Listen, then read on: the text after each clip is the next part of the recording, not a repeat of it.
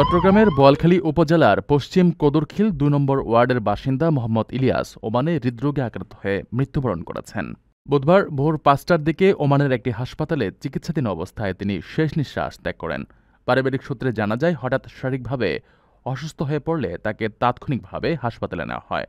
শুরুর দিকে চিকিৎসা চললেও অবস্থার অবনতি ঘটলে তাকে আইসিইউতে স্থানান্তর করা হয়।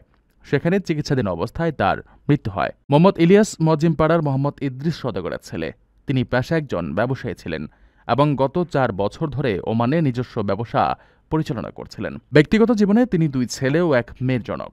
তার মামাসহ ওমানে অবস্থানরত স্বজনরা মরদেহ দ্রুত দেশে ফিরিয়ে আনার প্রক্রিয়া শুরু করেছেন।